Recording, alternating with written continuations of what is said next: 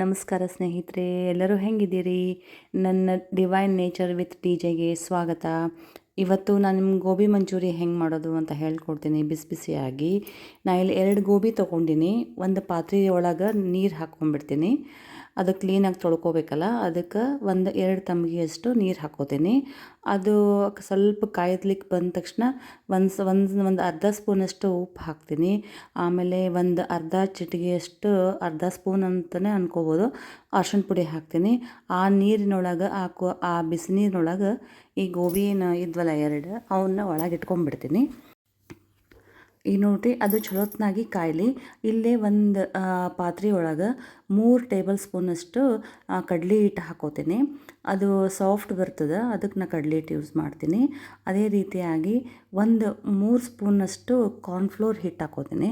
ಅದು ಕ್ರಿಸ್ಪಿಯಾಗಿ ಬರ್ತದೆ, ಹೀಗಾಗಿ ಅದನ್ನು 3 ಸ್ಪೂನ್ ಹಾಕೋತೀನಿ. ಅದೇ ರೀತಿಯಾಗಿ ನಾನಿಲ್ಲಿ ಮೈದಾ ತೊಗೊಂಡಿನಿ. ಮೈದಾನು ಒಂದು 3 ಸ್ಪೂನ್ ಹಾಕ್ಕೊಂಬಿಡ್ತೀನಿ. ಎಲ್ಲನೂ 3 ಸ್ಪೂನ್ ಹಾಕ್ಕೊಂಬಿಡ್ಬೇಕು, ಅಂದ್ರೆ ಕನ್ಸಿಸ್ಟೆನ್ಸಿ ಚಲೋ ಬರ್ತದೆ. ಆಮೇಲೆ ಅದಕ್ಕೆ ರುಚಿಗೆ ತಕ್ಕಷ್ಟು ಉಪ್ಪು ಹಾಕೋತೀನಿ. ಆಮೇಲೆ ನಿಮ್ಮ ನೋಡಿ ಹಾಕ್ಕೊಳ್ರಿ, ರುಚಿಗೆ ಎಷ್ಟು ಬೇಕು ಅಷ್ಟು. ಒಂದು ಚಿಟಿಗೆಯಷ್ಟು ಅರ್ಶಿಣ ಪುಡಿ ಹಾಕ್ತೀನಿ ಕಲರ್ಗೋಸ್ಕರ. ಅದಾದಮೇಲೆ ಸ್ವಲ್ಪ ಖಾರ ಪುಡಿ ಹಾಕ್ತೀನಿ. ಖಾರ ಪುಡಿ ನಿಮ್ಮನ್ನು ನೋಡ್ಕೊಂಡು ಹಾಕ್ಕೊಳ್ರಿ, ಹೆಂಗೆ ಎಷ್ಟು ಬೇಕೋ ಅಷ್ಟು. ಇದಿಷ್ಟು ಹಾಕ್ಕೊಂಡು ನೀಟಾಗಿ ಎಲ್ಲ ಸರಿಯಾಗಿ ಕಲಿಸ್ಬಿಡ್ತೀನಿ ಚಮಚ ಸಹಾಯದಿಂದ. ಆಮೇಲೆ ನೀರು ಹಾಕ್ಕೊಂಡು ಇದು ಗಂಟು ಆಗ್ಲಾರ್ದಂಗೆ ಕ್ಲೀನಾಗಿ ಕಲಿಸ್ಕೊಂಡ್ಬಿಡ್ಬೇಕು. ಬಜ್ಜಿ ಹಿಟ್ಟು ಇರ್ತದಲ್ಲ, ಆ ಬಜ್ಜಿ ಹಿಟ್ಟಿಗಿಂತ ಒಂದು ಸ್ವಲ್ಪ ತೆಳು ಇರಬೇಕು. ತೆಳು ಇದ್ದರೆ ಗೋಬಿ ಮಂಚೂರಿ ಮಾಡಲಿಕ್ಕೆ ಈಸಿ ಆಗ್ತದೆ. ಇವಾಗ ನೋಡಿರಿ, ಈ ಹಂತದಲ್ಲಿ ಬರಬೇಕದು. ಈ ದೋಸೆ ಹಿಟ್ಟು ಮಾಡ್ತೀವಲ್ಲ ನಾವು, ಆ ಥರ ಅಂತಲೂ ಅನ್ಕೋಬೋದು. ಈ ಥರ ಹಿಟ್ಟು ಬರಬೇಕದು ನೈಸಾಗಿ.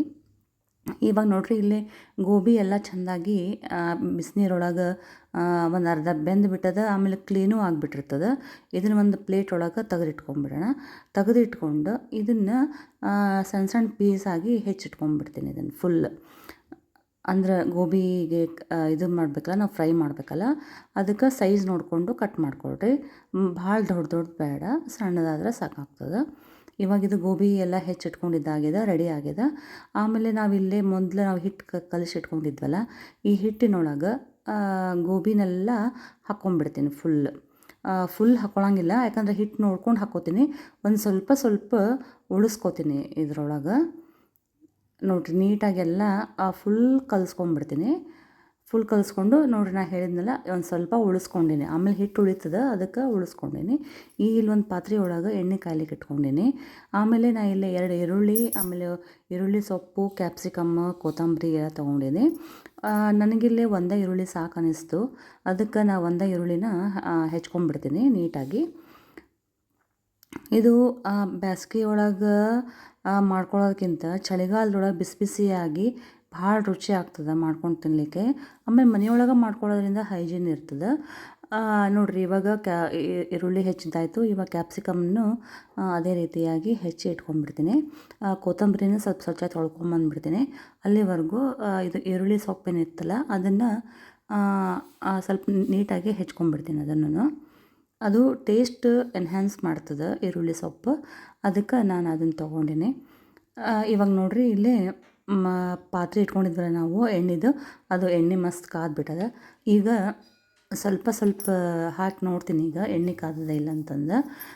ನೋಡಿರಿ, ಗೋಬಿಯೊಳಗೆ ಹಿಟ್ಟು ಚೆಂದಾಗೆಲ್ಲ ಫುಲ್ ಹೊಂದ್ಕೊಂಬಿಟ್ಟದ. ನೋಡಿರಿ, ಎಣ್ಣೆ ಕಾದದ. ಈಗ ಒಂದೊಂದು ಗೋಬಿ ಏನು ನಾವು ಹಿಟ್ಟನ್ನ ಹಾಕಿಟ್ಕೊಂಡಿದ್ವಲ್ಲ, ಸಪ್ರೇಟಾಗಿ ಎಣ್ಣೆ ಒಳಗೆ ಹಾಕ್ಬಿಡ್ತೀನಿ. ಇದು ಹೆಂಗೆ ಕರಿಬೇಕು ಅಂತಂದ್ರೆ, ಅದು ನಿಮಗೆ ಸೌಂಡ್ ಬರಬೇಕು. ಜಾಲರಿ ಒಳಗೆ ಹಿಂಗೆ ತೊಗೊಂಡಾಗ ಅದು ಒಂಥರ ಕ್ರಿಸ್ಪಿಯಾಗಿ ಸೌಂಡ್ ಬರ್ತದೆ. ಇವಾಗ ನೋಡಿರಿ, ಎಷ್ಟು ಚಲೋ ಬಂದದ. ಆಮೇಲೆ ನಾನು ಹೇಳಿದ್ನಲ್ಲ ನಿಮ್ಗೆ ಆಗಲೇ ಸ್ವಲ್ಪ ತೆಗೆದಿಟ್ಕೊಂಡಿದ್ದೆ ಅಂತ, ಆ ಹಿಟ್ಟನ್ನು ಅಷ್ಟು ಉಳಿದದ. ಅದರೊಳಗೆಲ್ಲ ಗೋಬಿ ಹಾಕ್ಕೊಂಡ್ಬಿಡ್ತೀನಿ. ಹಾಕ್ಕೊಂಡು ಫುಲ್ ನೀಟಾಗಿ ಎಲ್ಲನೂ ಕರೆದಿಟ್ಕೊಂಡ್ಬಿಡೋಣ. ನೋಡಿರಿ, ಎಷ್ಟು ಕಲರು ಚಲೋ ಬಂದದ. ಆಮೇಲೆ ಕ್ರಿಸ್ಪಿನೂ ಚಲೋ ಬಂದದ. ಹಂಗೆ ತಿನ್ಲಿಕ್ಕೂ ಭಾಳ ಚಲೋ ಇರ್ತದೆ, ಟೇಸ್ಟಿಯಾಗಿ ಚಲೋ ಇರ್ತದೆ. ಬಟ್ ನಾವು ಇದನ್ನೆಲ್ಲ ಮಸಾಲೆ ಹಾಕ್ಬೇಕು. ಈಗ ಇನ್ನೊಂದು ಬಾಣಲಿ ಒಳಗೆ ಸ್ವಲ್ಪ ಎಣ್ಣೆ ಹಾಕ್ಕೊಂಡು ಹೆಚ್ಚಿಟ್ಕೊಂಡಿರೋಂಥ ತರಕಾರಿನೆಲ್ಲ ಅದರೊಳಗೆ ಹಾಕಿ ಚಲೋತ್ನಾಗಿ ಬಾಡಿಸ್ಕೊಂಡ್ಬಿಡ್ತೀನಿ. ಈರುಳ್ಳಿ ಸೊಪ್ಪನ್ನು ಇಲ್ಲಿ ಅರ್ಧ ಮಾತ್ರ ಹಾಕ್ಕೊಂಡು ಇನ್ನರ್ಧ ಹಂಗೆ ತೆಗೆದಿಟ್ಕೊಂಡ್ಬಿಡ್ತೀನಿ. ಅದು ಆಮೇಲೆ ಬೇಕಾಗ್ತದೆ. ಇವಾಗ ನೋಡಿರಿ ಚಲೋತ್ನಾಗ ಬಾಡಿಸ್ಕೊಂಬಿಡೋಣ. ಆಮೇಲೆ ಇಲ್ಲೊಂದು ಸ್ವಲ್ಪ ಶುಂಠಿ ಬೆಳ್ಳುಳ್ಳಿ ಪೇಸ್ಟ್ ತೊಗೊಂಡಿನಿ, ಅದನ್ನು ಅದರೊಳಗೆ ಹಾಕ್ಕೊಂಡು ನೀಟಾಗಿ ಬಾಡಿಸ್ಕೊಂಬಿಡ್ತೀನಿ. ನಾ ಅಲ್ಲೇ ಹಿಟ್ಟಿನೊಳಗೆ ಖಾರ ಪುಡಿ ಸ್ವಲ್ಪ ಕಡಿಮೆ ಹಾಕಿದ್ದೆ, ಆದ್ದರಿಂದ ಸ್ವಲ್ಪ ಖಾರವಾಗಿರಲಿ ಅಂತ ಹೇಳ್ಕೊಂಡು ಇಲ್ಲಿ ಒಗ್ಗರಣೆ ಒಳಗೂ ಸ್ವಲ್ಪ ಖಾರ ಪುಡಿ ಹಾಕೀನಿ. ಆಮೇಲೆ 1 ಟೇಬಲ್ ಸ್ಪೂನಷ್ಟು ಸೋಯಾ ಸಾಸ್, ಆಮೇಲೆ 1 ಟೇಬಲ್ ಸ್ಪೂನಷ್ಟು ವಿನೆಗರ್ ಹಾಕ್ತೀನಿ. ಆಮೇಲೆ 2-3 ಟೇಬಲ್ ಸ್ಪೂನಷ್ಟು ಟೊಮೆಟೊ ಸಾಸ್ ಹಾಕ್ತೀನಿ. ಆ ಟೊಮೆಟೊ ಸಾಸ್ ಹಾಕಿದ್ಮೇಲೆ ಚಲೋತ್ನಾಗ ಬಾಡಿಸ್ಕೊಂಡಾದಮೇಲೆ ಸ್ವಲ್ಪ ನೀರು ಹಾಕ್ಕೋತೀನಿ. ಅದೆಲ್ಲ ಸರಿಯಾಗಿ ಹೊಂದ್ಕೊಳ್ಳಿ, ಎಲ್ಲದಕ್ಕೂ ಇದು ಆಗಲಿ ಅಂತಂದು ಸ್ವಲ್ಪ ನೀರು ಹಾಕ್ಕೋತೀನಿ. ಇದಾದಮೇಲೆ ನಾವೇನು ಕರ್ದು ಇಟ್ಕೊಂಡಿರ್ತೀವಲ್ಲ ಗೋಬಿನ, ಅದೆಲ್ಲ ಇದ್ರೊಳಗೆ ಹಾಕ್ಕೊಂಬಿಡ್ಬೇಕು. ಹಾಕ್ಕೊಂಡು ನೀಟಾಗಿ ಒಂದು ಸರ್ತಿ ಕಲಸಿಟ್ಕೊಂಬಿಡ್ಬೇಕು. ಕಲಸಿಟ್ಕೊಂಡು ನಾವು ಇನ್ನೂ ಸ್ವಲ್ಪ ಇಲ್ಲಿ ಇದನ್ನು ಈರುಳ್ಳಿ ಸೊಪ್ಪು ಇತ್ತಲ್ಲ, ನಾವು ಇದು ಮಾಡ್ಕೊಂಡು ತೆಗೆದಿಟ್ಕೊಂಡಿರೋದು ಅದನ್ನ ಮೇಲೆ ಹಾಕಿಬಿಡ್ತೀನಿ. ಮೇಲೆ ಹಾಕೋದ್ರಿಂದ ಎಷ್ಟು ಚಂದ ಕಾಣ್ತದೆ, ಆಮೇಲೆ ರುಚಿ ಹೆಚ್ಚಾಗ್ತದೆ. ಒಗ್ಗರಣೆ ಒಳಗೆ ಹಾಕೋದ್ರಿಂದನೂ ರುಚಿ ಹೆಚ್ಚಾಗ್ತದೆ. ಈಗ ನೋಡಿರಿ ಗೋಬಿ ಮಂಚೂರಿ ಎಲ್ಲ ಫುಲ್ ರೆಡಿ ಆಗಿಬಿಟ್ಟದ. ಇದನ್ನು ಸರ್ವಿಂಗ್ ಬೌಲಿಗೆ ಹಾಕ್ಕೊಂಡ್ಬಿಡ್ತೀನಿ. ಈ ವಿಡಿಯೋ ನಿಮ್ಗೆ ಇಷ್ಟ ಆಗಿದೆ ಅಂತ ಅನ್ಕೋತೀನಿ.